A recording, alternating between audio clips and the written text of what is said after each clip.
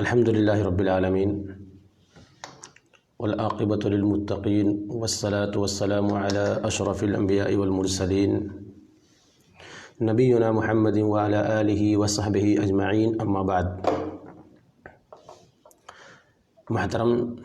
سامعین کرام، السلام علیکم ورحمۃ اللہ وبرکاتہ۔ جیسا کہ آپ تمام حضرات کو یہ معلوم ہے کہ پچھلے ہفتے میں جو درس ہوا تھا اس کا موضوع تھا شرک کا بیان، شرک ایک بہت بڑا ظلم۔ محترم دوستوں اور بھائیوں، اس درس کے اندر شرک کا مفہوم، شرک ایک بھیانک جرم، قرآن مجید میں شرک کی تردید، شرک کے نقصانات ہم نے وضاحت کے ساتھ بیان کیا تھا۔ آج کے اس درس کے اندر ہم شرک کے اقسام کے متعلق بیان کرنا چاہتے ہیں تاکہ یہ موضوع مکمل طور پر واضح ہو جائے اور اس میں کسی قسم کا ابہام باقی نہ رہے۔ محترم ناظرین، آپ کو معلوم ہونا چاہیے کہ شرک کی دو قسمیں ہیں۔ شرک کی دو قسمیں ہیں، شرک اکبر اور شرک اصغر۔ پھر ہر ایک کی کئی اقسام ہیں جن کو تفصیل سے انشاءاللہ بیان کریں گے۔ محترم دوستوں اور بھائیوں، شرک اکبر کی اقسام ہم یہاں بیان کریں۔ جس طرح توحید کے 3 اقسام ہیں، اسی طرح شرک اکبر کی بھی 3 اقسام ہیں۔ جس طرح توحید کے 3 اقسام ہیں، اسی طرح سے شرک اکبر کے بھی 3 اقسام ہیں۔ اس میں سب سے پہلا یہ ہے کہ شرک فی الربوبیہ، یعنی اللہ سبحانہ و تعالیٰ کی ربوبیت میں شرک کرنا، اللہ تبارک و تعالیٰ کے ربوبیت میں ساجی بنانا۔ مثلا اللہ تعالیٰ کے علاوہ کسی اور کو خالق، مالک، مدبر الامور، عزت و ذلت دینے والا، نفع و نقصان کا مالک سمجھنا، یا اللہ تعالیٰ کی ربوبیت کا سرے سے انکار کرنا، جیسا کہ فرعون نے اللہ تعالیٰ کی ربوبیت کا انکار کرتے ہوئے اپنے آپ کو رب کہا، یا اللہ کی ربوبیت میں کسی کو شریک بنانا، جیسا کہ نصارہ نے دعویٰ کیا تھا کہ رب 3 ہیں، یا اولیاء و صالحین کے متعلق یہ عقیدہ رکھنا کہ انہیں موت کے بعد کائنات میں تصرف کرنے، حاجتیں پوری کرنے اور مشکلات کو ٹالنے کا اختیار حاصل ہے۔ محترم سامعین، یہ ساری کی ساری صورتیں اور شکلیں شرک فی الربوبیہ میں شامل ہیں، اللہ تعالیٰ کے ساتھ شرک کرنے میں شامل ہیں۔ اس کے بعد شرک اکبر کی جو دوسری قسم ہے وہ ہے شرک فی توحید الاسماء و صفات، یعنی اللہ تبارک و تعالیٰ کی توحید اسماء و صفات میں شرک کرنا۔ مثلا اللہ کے اسماء و صفات کا سرے سے انکار کرنا،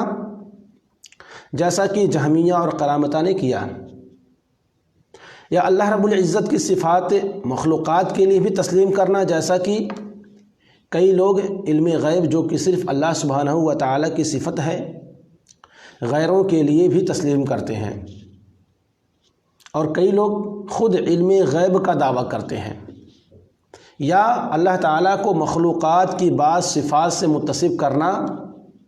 جیسا کہ یہود نے کہا کہ اللہ تعالیٰ فقیر ہے اور اس کے ہاتھ بدھے ہوئے ہیں، نعوذ باللہ، اور نصارہ نے دعویٰ کیا کہ حضرت عیسیٰ علیہ السلام اللہ کے بیٹے ہیں، یا اللہ تعالیٰ کو مخلوقات کے مشابہ قرار دینا۔ یہ ساری کی ساری شکلیں اور صورتیں توحید الاسماء و صفات کی ہیں، شرک کی ہیں، کہ توحید اسماء و صفات کے اندر شرک ہے۔ محترم دوستوں اور بھائیوں، شرک اکبر کی تیسری قسم جو ہے وہ ہے شرک فی الالوہیہ، یعنی اللہ رب العزت کی عبادت میں کسی کو شریک بنانا، اس کی عبادت میں کسی کو ساجھی دار بنا لینا، مثلاً غیر اللہ سے مانگنا، غیر اللہ کو مدد کے لیے پکارنا، غیر اللہ سے خوف کھانا، غیر اللہ سے پر توکل کرنا اور غیر اللہ کے لیے جانور ذبح کرنا وغیرہ، یہ ساری کی ساری شکلیں شرک فی الالوہیہ ہیں۔ اور چونکہ اس دور میں شرک فی الالوہیہ عام ہے، بہت زیادہ ہے، معاشرے کے اندر شرک فی الالوہیہ بہت زیادہ پایا جاتا ہے، اس لیے اسے قدر تفصیل بیان کرنا اور اس کی متعدد شکلوں کی وضاحت کرنا بہت ضروری ہے۔ اللہ تعالیٰ کی الوہیت میں شرک کی مختلف شکلیں ہیں، جس کو میں ایک ایک کر کے آپ حضرات کے سامنے بیان کرنا چاہتا ہوں۔ محترم دوستوں اور بھائیوں، شرک فی الالوہیہ کی جو پہلی شکل و صورت ہے وہ ہے غیر اللہ سے دعا کرنا۔ یاد رکھیں، غیر اللہ سے دعا کرنا، اللہ رب العزت کے علاوہ لوگوں سے دعا کرنا، غیر اللہ کے سامنے ہاتھ پھیلانا اور غیر اللہ کو مدد کے لیے پکارنا شرک اکبر ہے، کیونکہ نفع و نقصان کا مالک، قضائے حاجات کا اختیار رکھنے والا اور مشکلات کو ٹالنے والا صرف اور صرف اللہ وحدہ لا شریک ہے۔ اللہ رب العزت کا اس کے متعلق ارشاد ہے، وَلَا تَدْعُوا مِن دُونِ اللَّهِ مَا لَا يَنفَعُكَ وَلَا يَضُرُّكَ فَإِن فَعَلْتَ فَإِنَّكَ إِذًا مِّنَ الظَّالِمِينَ وَإِن يَمْسَسْكَ اللَّهُ بِضُرٍّ فَلَا كَاشِفَ لَهُ إِلَّا هُوَ وَإِن يُرِدْكَ بِخَيْرٍ فَلَا رَادَّ لِفَضْلِهِ يُصِيبُ بِهِ مَن يَشَاءُ مِنْ عِبَادِهِ وَهُوَ الْغَفُورُ الرَّحِيمُ۔ محترم دوست اور بھائیو، اللہ رب العزت نے قرآن مجید کی سورہ یونس سورہ نمبر 10 آیت نمبر 106 اور 107 میں ارشاد فرمایا، اور اللہ کو چھوڑ کر کسی اور کو مت پکارنا جو تجھے نہ نفع پہنچا سکتے ہیں اور نہ نقصان پہنچا سکے، اگر آپ نے ایسا کیا تو آپ ظالموں میں سے ہو جائیں گے، اور اگر آپ کو اللہ تعالیٰ کوئی نقصان پہنچائے تو اس کے علاوہ اسے کوئی دور کرنے والا نہیں، اور اگر وہ آپ کو کوئی خیر کوئی بھلائی پہنچانا چاہے تو اس کے فضل کو کوئی ہٹانے والا نہیں۔ وہ اپنا فضل اپنے بندوں میں سے جس پر چاہے نچھاور کر دے، اور وہ بڑا معاف کرنے والا اور نہایت رحم کرنے والا ہے۔ محترم دوست اور بھائیوں، ذرا غور کریں کہ اللہ رب العزت نے اپنے حبیب جناب محمد الرسول اللہ صلی اللہ علیہ وسلم کو مخاطب کرتے ہوئے فرمایا کہ اگر آپ نے غیر اللہ کو پکارا تو آپ ظالموں میں سے ہو جائیں گے، اللہ کے علاوہ کسی کو آپ نے اپنی حاجات پوری کرنے کے لیے بلایا تو آپ ظالموں میں سے ہو جائیں گے۔ اس سے معلوم ہوا کہ سید الرسول جناب محمد الرسول اللہ صلی اللہ علیہ وسلم غیر اللہ کو پکارنے کی وجہ سے ظالموں میں سے ہو سکتے ہیں، نعوذ باللہ، حالانکہ ان سے ایسا ہونا محال ہے، تو ان سے کم تر کوئی اور انسان اگر غیر اللہ کو پکارے تو کیا وہ ظالموں میں سے نہیں ہوگا؟ اسی طرح اللہ رب العزت نے قرآن مجید میں ارشاد فرمایا، ما یفتح اللہ للناس من رحمت فلا ممسک لها وما یمسک فلا مرسل له من بعدہ وهو العزیز الحکیم۔ اللہ رب العزت نے سورہ فاطر سورہ نمبر 35 آیت نمبر 4 میں ارشاد فرمایا، اللہ جو رحمت لوگوں کے لیے کھول دے اسے کوئی روکنے والا نہیں، اور جسے وہ روک دے اس کے بعد اسے کوئی جاری کرنے والا نہیں، جاری رکھنے والا نہیں، وہ سب پر غالب اور حکمت والا ہے۔ محترم سامعین کرام، اس آیت کریمہ سے خدا کا پکڑا چھڑا لے محمد، اور محمد کا پکڑا کوئی چھڑا نہیں سکتا، اس کی حقیقت بھی کھل کر کے سامنے آ جاتی ہے کہ یہ محض جھوٹ ہے، کیونکہ اللہ رب العزت نے واضح طور پر فرمایا کہ جس کو وہ پکڑ لے اسے کوئی نہیں چھڑا سکتا۔ اور جب اللہ رب العزت نے قرآن مجید میں حکم دیا کہ صرف مجھ سے مانگو، اور اس نے مانگنے والوں کو دینے کا اور اس کی دعا قبول کرنے کا وعدہ فرمایا ہے، تو اس کو چھوڑ کر غیر اللہ کے سامنے ہاتھ پھیلانا اور اسے مدد کے لیے پکارنا کیا معنی رکھتا ہے؟ اور جن جن اولیاء و صالحین کو لوگ پکارتے ہیں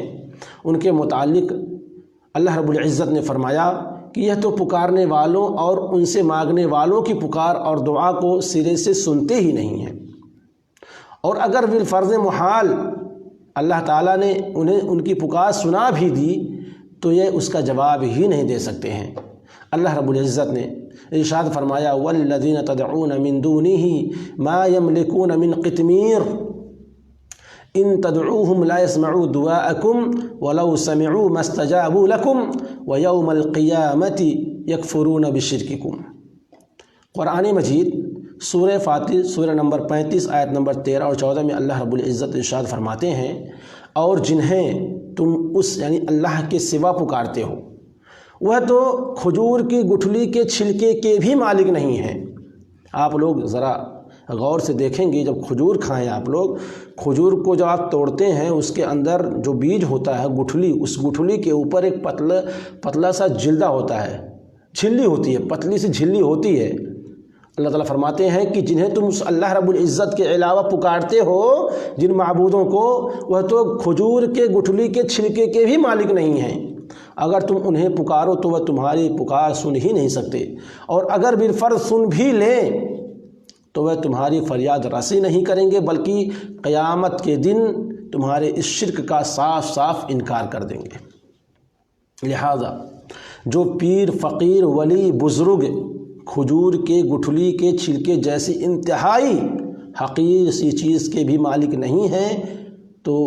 اسے پکارنے اور اس کے سامنے سجدہ ریز ہونے اور اپنی حاجات پیش کرنے سے کیا مل سکتا ہے؟ اور جو غیر اللہ کسی کی پکار کو سرے سے سنتا ہی نہیں ہے اور نہ ہی وہ فریاد رسی کے قابل ہے، تو اسے فریاد رسی کے لیے پکارنے سے سوائے اللہ رب العزت کی غضب اور اس کی لعنت کے اور کیا مل سکتا ہے؟ محترم دوستوں اور بھائیوں، قرآن مجید میں ایک مقام پر اللہ سبحانہ و تعالیٰ نے اس شخص کو سب سے بڑا گمراہ قرار دیا جو غیر اللہ کو پکارتا ہے، جو مورتیوں کو پکارتا ہے، جو مندروں میں رکھے ہوئے پتھر کے ڈھانچے کو پکارتا ہے اور ان سے اپنی حاجت کو پوری کرنے کی دعائیں کرتا ہے۔ اللہ رب العزت نے اس شخص کو سب سے بڑا گمراہ قرار دیا ہے۔ آئیے قرآن مجید کے اندر سورہ الاحقاف آیت نمبر 5 میں اللہ تعالیٰ فرماتے ہیں ومن اضل ممن يدعو من دون الله من لا يستجيب له الى يوم القيامة وهم عن دعائهم غافلون۔ اور اس سے بڑھ کر گمراہ کون ہوگا جو اللہ کے سوا ان معبودوں کو پکارتا ہے جو قیامت تک اس کی پکار کا جواب نہیں دیں گے، بلکہ وہ تو ان کی پکار و فریاد سے بھی بے خبر ہیں۔ محترم دوستوں اور بھائیوں، اس لیے ہمیں اللہ رب العزت کو پکارنا چاہیے، اپنی حاجات و ضروریات میں اللہ رب العزت سے دعا کرنی چاہیے۔ کوئی کام بگڑا ہوا ہے تو اس کو بنانے کی ہمیں اللہ رب العزت سے دعا کرنی چاہیے، نہ کہ غیر اللہ سے۔ یہ تو توحید شرک فی الالوہیہ کے اندر جو سب سے پہلا نمبر کا تھا پوائنٹ، وہ ہے اللہ رب العزت کے علاوہ دوسروں سے دعا کرنا۔ شرک فی الالوہیہ کی دوسری شکل ہے غیر اللہ سے ایسی محبت کرنا جیسی صرف اللہ رب العزت سے محبت ہونی چاہیے، یعنی ایسی محبت جس کے نتیجے میں محبت کرنے والا معبود کے سامنے اپنی غلامی،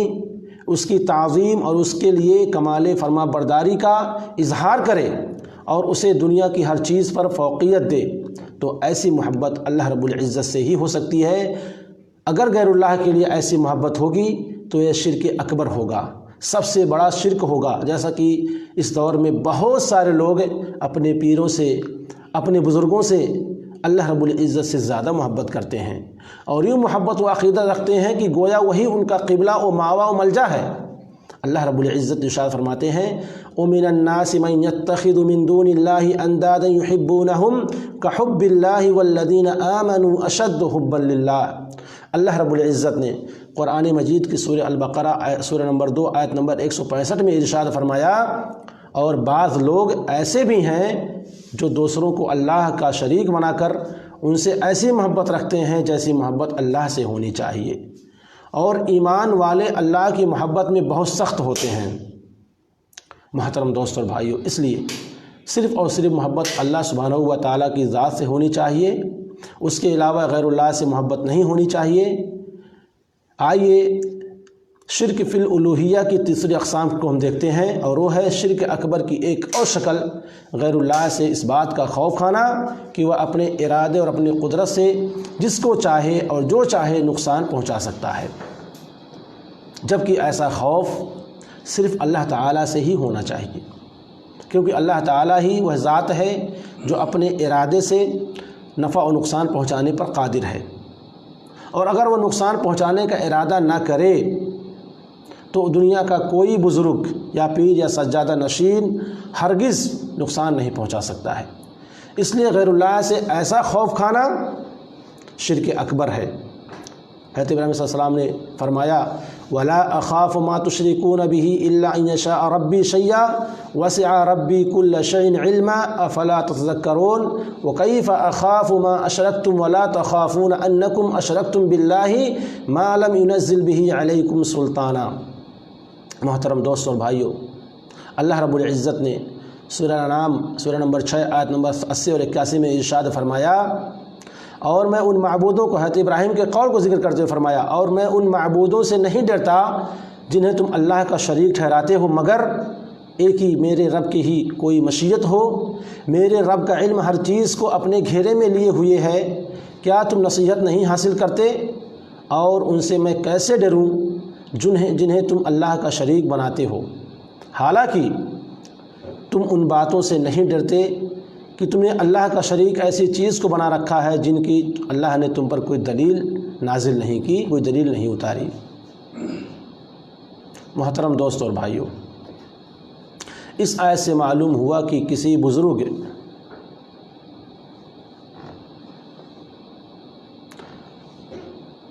یا کسی پیر و فقیر سے قطعاً ہمیں خوف نہیں کھانا چاہیے، اور اس بات پر پختہ یقین ہونا چاہیے کہ اللہ تعالیٰ کی مرضی کے بغیر کوئی کسی کو نقصان نہیں پہنچا سکتا ہے۔ اللہ رب العزت کا ارشاد ہے قُل لَن يُصِيبَنَا إِلَّا مَا كَتَبَ اللَّهُ لَنَا هُوَ مَوْلَانَا وَعَلَى اللَّهِ فَلْيَتَوَكَّلِ الْمُؤْمِنُونَ۔ اللہ رب العزت نے سورہ التوبہ سورہ نمبر 9 آیت نمبر 51 میں ارشاد فرمایا، آپ کہہ دیجئے کہ ہمیں ہرگز کوئی مصیبت نہیں پہنچ سکتی سوائے اس کے جو اللہ نے ہمارے حق میں لکھ دی ہے، وہی ہمارا کارساز ہے، اور مومنوں کو تو اللہ ہی پر بھروسہ کرنا چاہیے۔ جبکہ نبی کریم صلی اللہ علیہ وسلم نے ارشاد فرمایا وَعَلَمْ أَنَّ الْأُمَّةَ لَوِ اسْتَمَعَتْ عَلَىٰ أَن يَنفَعُوكَ بِشَيْءٍ لَمْ يَنفَعُوكَ إِلَّا بِشَيْءٍ قَدْ كَتَبَهُ اللَّهُ لَكَ وَلَوِ اسْتَمَعُوا عَلَىٰ أَن يَضُرُّوكَ بِشَيْءٍ لَمْ يَضُرُّوكَ إِلَّا بِشَيْءٍ قَدْ كَتَبَهُ اللَّهُ عَلَيْكَ۔ آپ علیہ الصلاۃ والسلام نے ایک بچے کو نصیحت کرتے ہوئے، غالب حضرت انس رضی اللہ عنہ ان کو نصیحت کرتے ہوئے ارشاد فرماتے ہیں، اور اس بات پر یقین کر لو کہ اگر پوری امت جمع ہو کر کے تمہیں کوئی نقصان پہنچانا چاہے تو تمہیں کوئی نقصان نہیں پہنچا سکتی ہے، چاہے اس کے لیے پوری کی پوری امت جمع ہو جائے، اور اگر پوری کی پوری امت جمع ہو کر کے تمہیں کوئی فائدہ پہنچانا چاہے تو فائدہ بھی نہیں پہنچا سکتے ہیں، لیکن اللہ رب العزت نے جو تمہارے نصیب میں لکھ دیا ہے، تمہاری تقدیر میں لکھ دیا ہے، وہی ہوگا۔ محترم دوستوں اور بھائیوں، اس لیے ہمیں کسی پیر و فقیر سے نہیں ڈرنا چاہیے کہ وہ ہمارے کام کو بگاڑ دے گا یا ہمارے معاملات کو وہ درہم برہم کر دے گا، ایسا نہیں ہے، بلکہ ہمیں خوف و رضا اللہ رب العزت سے رکھنی ہے۔ محترم دوستوں اور بھائیوں، شرک اکبر کی ایک اور صورت ہے کہ ان امور کے بارے میں غیر اللہ پر توکل و بھروسہ کرنا جن کا اختیار صرف اللہ رب العزت کے پاس ہے۔ مثال کے طور پر پیروں، فقیروں اور بزرگان دین پر بھروسہ کرنا یا کر لینا ہی کہ وہی ہمیں رزق دینے والے ہیں، یا وہی ہمارے کاروبار کو چلائیں گے یا چلا رہے ہیں، یا وہی ہمیں ہر شر سے بچانے والے ہیں یا بچا رہے ہیں، اور وہی ہمیں دشمنوں پر غلبہ عطا کریں گے یا کر رہے ہیں۔ الغرض وہ تمام امور جن کا اختیار سوائے اللہ رب العزت کے اور کسی کے پاس نہیں ہے، ان میں غیر اللہ پر بھروسہ کرنا شرک اکبر کی ایک شکل ہے، جو کہ اس دور میں بسط افسوس موجود ہے۔ بہت سارے لوگ اللہ رب العزت کو چھوڑ کر کے، اس کے اوپر بھروسہ کرنے کے علاوہ اس کو چھوڑ کر کے دوسرے پر بھروسہ کرتے ہیں۔ اللہ رب العزت نے قرآن مجید میں کئی مقامات پر مومنوں کو حکم دیا کہ وہ اللہ تعالیٰ ہی پر توکل کرے، بھروسہ کرے۔ اللہ رب العزت نے قرآن مجید کے سورہ المائدہ سورہ نمبر 5 آیت نمبر 23 میں ارشاد فرمایا وَعَلَى اللَّهِ فَلْيَتَوَكَّلُوا إِن كُنتُم مُؤْمِنِينَ، اور اگر تم ایمان والے ہو تو بس اللہ ہی پر توکل کرو، اللہ رب العالمین پر بھروسہ کرو۔ اور مومنوں کی صفات کا تذکرہ کرتے ہوئے اللہ رب العزت نے آگے فرمایا سورہ انفال سورہ نمبر 8 آیت نمبر 2 کے اندر، انما المؤمنون الذین اذا ذکر اللہ وجلت قلوبہم واذا تلیت علیہم آیاتہ زادتہم ایمانا وعلی ربہم یتوکلون۔ کیا فرمایا؟ پس ایمان والے تو ایسے ہوتے ہیں کہ جب اللہ کا ذکر آتا ہے تو ان کے دل ڈر جاتے ہیں، خوف کھاتے ہیں، اور جب اللہ کی آیات پڑھ کر انہیں سنائی جاتی ہے تو وہ آیات ان کے ایمان کو اور زیادہ کر دیتی ہے، اور وہ لوگ اپنے رب پر ہی توکل و بھروسہ کرتے ہیں۔ اور اللہ رب العزت نے سورہ الطلاق سورہ نمبر 65 آیت نمبر 3 میں ارشاد فرمایا، وَمَن يَتَوَكَّلْ عَلَى اللَّهِ فَهُوَ حَسْبُهُ إِنَّ اللَّهَ بَالِغُ أَمْرِهِ۔ اور جو شخص اللہ پر توکل و بھروسہ کرے گا اللہ اسے کافی ہوگا، اللہ تعالیٰ اپنا کام پورا کر کے رہے گا۔ محترم دوستوں اور بھائیوں، یہ تھی شرک اکبر کے کچھ انواع و اقسام جسے میں نے آپ حضرات کے سامنے بیان کیا کہ اللہ رب العزت کے علاوہ غیروں سے دعا کرنا، اللہ رب العزت کے علاوہ غیروں سے اللہ جیسی محبت کرنا، اللہ رب العزت کے علاوہ دوسروں سے ڈرنا، اور اللہ رب العزت کے علاوہ دوسروں پر توکل و بھروسہ کرنا، یہ شرک اکبر کی وہ 4 شکلیں تھیں جنہیں ہم نے آپ کے سامنے بیان کر دیا ہے۔ آئیے اب شرک اصغر سے کچھ چیزیں ہم سیکھتے ہیں، شرک اصغر کسے کہتے ہیں اور اس کے کیا کیا نقصانات ہیں۔ محترم دوستوں اور بھائیوں، شرک اصغر سے مراد ہر ایسا وسیلہ یاد رکھیں، ہر ایسا وسیلہ ہے جو شرک اکبر تک پہنچا دیتا ہے، اور رسول اللہ صلی اللہ علیہ وسلم نے اپنی امت کو اس سے بھی ڈرایا ہے۔ آپ صلی اللہ علیہ وسلم کا ارشاد گرامی ہے، ان اخوف ما اخاف علیکم الشرک الاصغر۔ اے میرے صحابہ، مجھے تم پر سب سے زیادہ خوف شرک اصغر کا ہے، چھوٹے شرک کا ہے۔ صحابہ کرام رضی اللہ عنہم اجمعین نے پوچھا کہ شرک اصغر یعنی چھوٹا شرک کیا ہے؟ آپ علیہ الصلاۃ والسلام نے ارشاد فرمایا، الریاء، شرک سے مراد ریا یعنی دکھاوا ہے، ریا و نمود ہے۔ یقول اللہ عز وجل لاصحاب ذلك یوم القیامۃ اذا زاج الناس اذهبوا الى الذين كنتم تراؤون في الدنيا فانظروا هل تجدون عندهم جزاء۔ آپ نے ارشاد فرمایا کہ شرک اصغر سے مراد ریاکاری ہے، دکھلاوا ہے۔ اللہ تعالیٰ قیامت کے دن جب لوگوں کو ان کے اعمال کا بدلہ دے گا تو ریاکاری کرنے والوں سے کہے گا، تم ان لوگوں کے پاس چلے جاؤ جن کے لیے تم ریاکاری کرتے تھے، جنہیں تم دکھلاتے تھے، پھر دیکھو کہ کیا وہ تمہیں کوئی بدلہ، کوئی جزا دیتے ہیں۔ محترم دوستو بھائیو، اس لیے ہمیں بھی شرک اصغر سے بچنا چاہیے، کہیں ایسا نہ ہو کہ یہ شرک اصغر ہمیں بھی شرک اکبر تک پہنچا دے اور جس کی وجہ سے ہمارے اعمال اکارت و برباد ہو جائیں۔ محترم دوستو اور بھائیو، شرک اصغر کی متعدد شکلیں ہیں، اس کو بھی ہم 1-2 کر کے انشاءاللہ بیان کریں گے، اور آپ لوگ اس کو سماعت فرمائیں، اس سے کچھ استفادہ حاصل کریں۔ محترم دوستو اور بھائیو، سب سے پہلے نمبر پر غیر اللہ کی قسم اٹھانا۔ معاشرے میں اگر آپ دیکھیں بہت سارے لوگ ماں کی قسم کھا لیتے ہیں،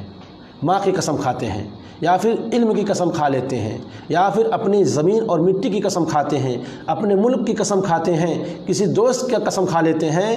اللہ رب العزت کے علاوہ جتنے لوگوں کے قسم کھائے جاتے ہیں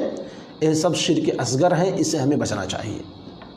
حضرت ابن عمر رضی اللہ عنہ ارشاد فرماتے ہیں، ان سے روایت ہے کہ نبی کریم صلی اللہ علیہ وسلم نے ارشاد فرمایا، من حلف بغیر اللہ فقد اشرک، جس نے غیر اللہ کی قسم اٹھائی اس نے شرک کیا۔ اب یہاں پر غیر اللہ یعنی اللہ کے علاوہ جتنی چیزیں ہیں، اللہ کے علاوہ اگر ان سب کی قسم اٹھاتا ہے تو یہ شرک اصغر ہے۔ اس شرک اصغر سے ہم تمام لوگوں کو بچنا چاہیے۔ محترم دوستوں اور بھائیوں، دوسرے نمبر پر ہے یہ کہنا کہ جو اللہ چاہتا ہے اور جو آپ چاہتے ہیں وہی ہوتا ہے، یعنی اللہ رب العالمین کی مشیت اور آپ کے ارادے میں کسی کو شریک بنانا، ایسا نہیں ہونا چاہیے، ایسا کہنا چاہیے۔ حضرت ابن عباس رضی اللہ عنہ سے روایت ہے، فرماتے ہیں کہ نبی کریم صلی اللہ علیہ وسلم نے ارشاد فرمایا، اذا حلف احدکم فلا یقل ما شاء اللہ وشئت ولکن لیقل ما شاء اللہ ثم شئت۔ محترم دوست اور بھائی، صحیح الجامع الالبانی حدیث نمبر 495 ہے، یعنی کوئی شخص جب قسم اٹھائے تو یہ نہ کہے کہ جو اللہ نے چاہا اور جو آپ نے چاہا، ایسا نہیں کہنا چاہیے کہ جو اللہ نے چاہا اور آپ نے چاہا، بلکہ وہ یہ کہے کہ جو اللہ نے چاہا اور پھر جو آپ نے چاہا، اس لیے کہ اللہ رب العالمین کی چاہت ہی سے ہر چیز ہوتی ہے، اور اللہ رب العالمین کے ساتھ کسی کو ایک ساتھ نہ جوڑیں بلکہ اس کو علیحدہ کر کے آپ بیان کریں۔ محترم دوستوں اور بھائیوں، تیسرے نمبر پر ہے بدشگونی کرنا اور فال نکالنا۔ بدشگونی سے مراد یہ ہے کہ کوئی شخص کوئی کام کرنے کے لیے یا کوئی کسی کام کے کرنے کا پختہ ارادہ و عزم کر کے اپنے گھر سے نکل چکا ہو، پھر کوئی چیز دیکھ کر یا کوئی بات سن کر وہ کام نہ کرے۔ جاہلیت کے زمانے میں کوئی شخص جب کسی کام کے لیے گھر سے نکلتا تھا، روانہ ہو جاتا تھا، تو وہ یا نکلنا چاہتا تھا تو ایک پرندہ کو اڑا کر دیکھتا تھا۔ پرندے کو اڑاتے تھے لوگ اس زمانے میں، اگر وہ دائیں طرف اڑتا تو روانہ ہو جاتا، اور اگر پرندہ بائیں طرف کو اڑ جاتا تو وہ آدمی روانہ نہیں ہوتا، گھر سے نہیں نکلتا تھا، اور اس سے بدشگونی لے کر وہ واپس آ جاتا تھا۔ شریعت نے اس طرح کی بدشگونی سے منع کیا ہے، بلکہ بدشگونی لینے اور فال نکالنے کو شرک قرار دیا ہے، کیونکہ جو شخص اس طرح کرتا ہے گویا وہ اللہ رب العزت پر بھروسہ نہیں کرتا ہے، اللہ رب العزت کی تقدیر پر جو اس نے اللہ تعالیٰ نے تقدیر پر لکھ دی ہے اس پر توکل نہیں کرتا ہے، بلکہ وہ اس چیز پر توکل کرتا ہے جس کی کوئی حیثیت نہیں ہے۔ حضرت عبداللہ بن عمر رضی اللہ عنہ سے روایت ہے کہ رسول اللہ صلی اللہ علیہ وسلم نے ارشاد فرمایا، من ردتہ الطیرۃ عن حاجتہ فقد اشرک، یعنی جس شخص کو بدشگونی کسی کام سے روک دے تو اس نے یقیناً شرک کیا۔ لہذا ہمیں ایسا نہیں کرنا چاہیے۔ کسی کام کا ہم ارادہ کر چکے ہوں، کسی کام کا ہم عزم مصمم اور پختہ ارادہ کر چکے ہوں کہ ہم یہ کام کریں گے، تو اللہ رب العزت کی مشیت پر توکل کرتے ہوئے ہمیں وہ کام کرنا چاہیے، نہ کہ کسی چیز کو دیکھ کر کے، کسی انسان یا کسی شخص کی بات کو سن کر کے ہمیں اس سے پیچھے ہٹنا چاہیے، اور پھر اس کے لیے بدشگونی لینے کے لیے ہم پرندوں کو اڑائیں یا پھر کسی جھاڑ پھونک کرنے والوں کو دکھائیں۔ ایسا معاشرے میں جو کچھ ہے وہ برائی ہے اور یہ شرک اصغر ہے، لوگوں کو اس سے بچنا چاہیے۔ محترم دوستوں اور بھائیوں، شرک اصغر کی چوتھی شکل ہے کاہنوں اور نجومیوں کے پاس جانا اور ان کی تصدیق کرنا۔ جو لوگ علم غیب کا دعویٰ کرتے ہیں اور ستاروں کی گردش یا ہاتھوں کی لکیروں سے قسمت کے احوال معلوم کرتے ہیں، ان کے پاس جانا اور ان کی باتوں کی تصدیق کرنا شرک اصغر کی ایک شکل ہے۔ رسول اکرم صلی اللہ علیہ وسلم نے اس کے تعلق سے ارشاد فرمایا تھا، من اتی عرافا فاسألہ عن شیء لم تقبل لہ صلاۃ 40 لیلہ۔ آپ صلی اللہ علیہ وسلم نے ارشاد فرمایا، اور صحیح مسلم کے اندر یہ حدیث موجود ہے، حدیث نمبر 2230، اور اس حدیث کو علامہ البانی نے اپنی صحیح الجامع کے اندر نقل کیا ہے۔ اس حدیث کا جو انہوں نے کوٹ کیا نمبر 5940، وہاں آپ دیکھیں آپ صلی اللہ علیہ وسلم نے ارشاد فرمایا، جو شخص کسی کاہن یا نجومی کے پاس جائے اور اس سے کسی چیز کے متعلق سوال کرے تو اس کی 40 راتوں کی نماز قبول نہیں کی جاتی ہے۔ 40 راتوں کی نماز سے مراد یہاں 40 دن کی نماز قبول نہیں کی جاتی ہیں، صرف رات کی نہیں، 40 دن کی نماز مکمل قبول نہیں کی جائیں گی۔ اور فرمایا، من اتی عرافا او کاہنا فصدقہ بما یقول فقد کفر بما انزل علی محمد صلی اللہ علیہ وسلم۔ محترم دوستوں اور بھائیوں، صحیح جامع البانی کے اندر یہ حدیث موجود ہے، حدیث نمبر 5939۔ اس حدیث کا مطلب یہ ہے، اس کا ترجمہ یہ ہے کہ جو شخص کسی کاہن یا علم غیب کا دعویٰ کرنے والے کسی عامل کے پاس جائے، پھر اس کی باتوں کی تصدیق کرے کہ آپ جو کہہ رہے ہیں، جو بتا رہے ہیں وہ سچ ہے، تو اس نے محمد صلی اللہ علیہ وسلم پر اتارے گئے دین الہی کا انکار کر دیا، کفر کر دیا۔ لہذا لوگوں کو کاہنوں کے پاس جانے سے بچنا چاہیے، کسی عراف کے پاس جانے سے بچنا چاہیے، اور اپنے ایمان کو بچانا چاہیے، اور شرک اصغر سے بھی بچنا چاہیے۔ محترم دوستوں اور بھائیوں، شرک اصغر کا جو 5واں نقطہ ہے، جو 5ویں شکل ہے، وہ ہے کڑا، دھاگا اور تعویذ پہننا۔ یعنی معاشرے میں اگر آپ دیکھیں گے تو بہت سارے لوگ، تقریباً 70-80% لوگ کڑا اور دھاگا پہنتے ہیں، کسی سے دعا وغیرہ لکھوا کر کے گلے میں پہن لیتے ہیں یا ہاتھ کے بازو پہ پہنتے ہیں۔ بالکل یہ سراسر شرک اصغر کی ایک شکل ہے۔ کسی شر سے بچنے یا کسی بیماری سے شفا یابی کے لیے کڑا یا دھاگا یا تعویذ لٹکانا شرک اصغر کی ایک شکل ہے، کیونکہ یہ شرک اکبر تک پہنچانے کا ایک وسیلہ ہے۔ رسول اکرم صلی اللہ علیہ وسلم کا ارشاد گرامی ہے، ان الرقا والتمائم والطوالۃ شرک، محترم دوست اور بھائیوں، نبی کریم صلی اللہ علیہ وسلم نے کیا ارشاد فرمایا اس تعلق سے؟ بے شک غیر شرعی جھاڑ پھونک، تعویذات اور میاں بیوی کے درمیان محبت پیدا کرنے کے لیے کوئی غیر شرعی عمل کرنا شرک ہے۔ اور حضرت عمران بن حسین رضی اللہ عنہما کا بیان ہے کہ رسول اللہ صلی اللہ علیہ وسلم نے ایک شخص کے ہاتھ میں ایک کڑا دیکھا تو آپ صلی اللہ علیہ وسلم نے اس سے پوچھا یہ کیا ہے؟ اس نے کہا یہ میں نے ایک بیماری کی وجہ سے پہنا ہوا ہے۔ تو آپ صلی اللہ علیہ وسلم نے ارشاد فرمایا ما تزیدک الا وہنا ان بدھا عنک فانک ان تمت وہی علیک وکلت الیہا۔ آپ نے ارشاد فرمایا یہ تمہاری بیماری میں اور اضافہ کر دے گا، یہ تمہاری بیماری میں اور اضافہ کر دے گا، اس لیے اسے اتار دو، کیونکہ اگر تمہاری موت اسے پہنے ہوئے ہی آ گئی تو تمہیں اس کے سپرد کر دیا جائے گا۔ محترم دوستوں اور بھائیوں، ان دونوں حدیثوں سے ثابت ہوا کہ غیر شرعی جھاڑ پھونک کرنا اور نظر بد سے بچاؤ کے لیے تعویذات وغیرہ لٹکانا درست نہیں ہے۔ ہاں شرعی طریقے کے مطابق قرآنی آیات اور اسی طرح رسول اللہ صلی اللہ علیہ وسلم کی مسنون دعائیں پڑھ کر دم کرنا درست ہے، دم کرنا درست ہے اور یہ سنت ہے، کیونکہ اللہ تعالیٰ نے قرآن مجید میں شفا رکھی ہے۔ اللہ تعالیٰ ارشاد فرماتے ہیں وَنُنَزِّلُ مِنَ الْقُرْآنِ مَا هُوَ شِفَاءٌ وَرَحْمَةٌ لِّلْمُؤْمِنِينَ، اور یہ قرآن جو ہم نازل کر رہے ہیں مومنوں کے لیے تو سراسر شفا اور رحمت ہے۔ محترم دوستوں اور بھائیوں، ہم نے شرک کی متعدد صورتوں کا تذکرہ کیا، جس سے ہمارا مقصود یہ ہے کہ نہ صرف ہم ان سب تمام صورتوں سے اپنے دامن کو محفوظ رکھیں، اپنے دامن کو بچائیں، بلکہ لوگوں کو بھی ڈرائیں کہ وہ ان سے بچتے رہیں، اور جس روز ہماری اللہ رب العزت سے ملاقات ہو تو اس حالت میں ہو کہ ہمارے دامن شرک سے اور شرک کے داغ دھبوں سے پاک و صاف ہوں۔ رسول اکرم صلی اللہ علیہ وسلم کی ایک حدیث قدسی میں اللہ رب العزت ارشاد فرماتے ہیں یا ابن آدم انک ما دعوتنی ورجوتنی غفرت لك على ما كان فيك ولا ابالی یا ابن آدم لو بلغت ذنوبك عنان السماء ثم استغفرتنی غفرت لك ولا ابالی یا ابن آدم انک لو اتیتنی بقراب الارض خطایا ثم لقیتنی لا تشرک بی شیئا، یاد رکھیں لا تشرک بی شیئا لاتیتک بقرابها مغفرہ۔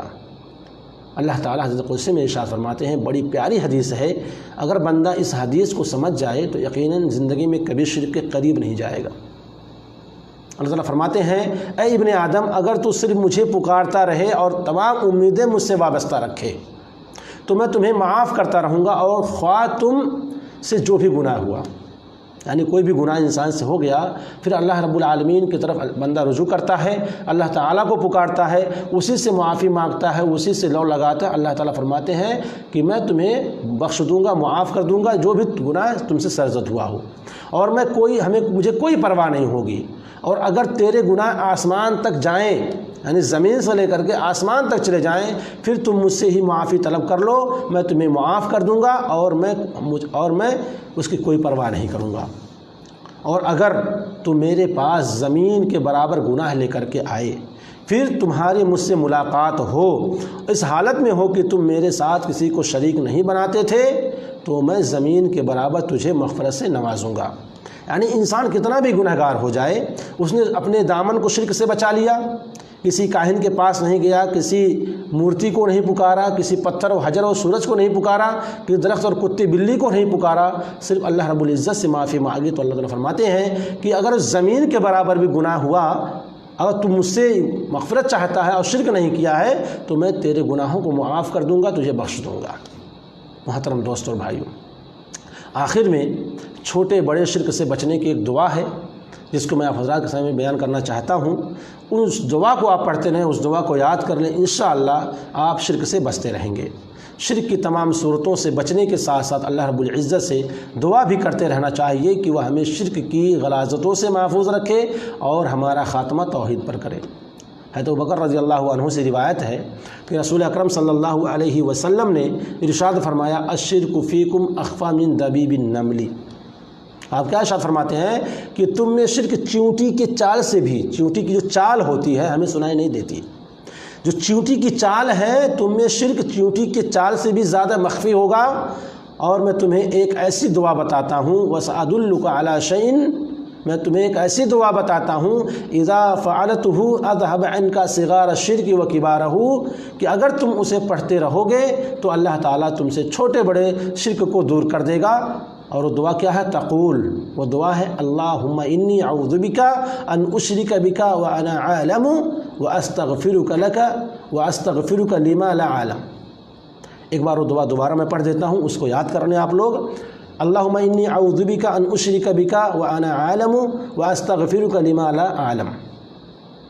محترم دوست اور بھائیوں، اس دعا کو ہمیں یاد کر لینا چاہیے اور ہمیں اس کو صبح و شام پڑھنا چاہیے۔ اللہ رب العزت ہمیں شرک کی تمام شکلوں سے محفوظ رکھیں اور ہمارا خاتمہ ہو تو ایمان و اسلام پر ہو، آمین۔ وآخر دعوانا الحمدللہ رب العالمین، والسلام علیکم ورحمۃ اللہ وبرکاتہ۔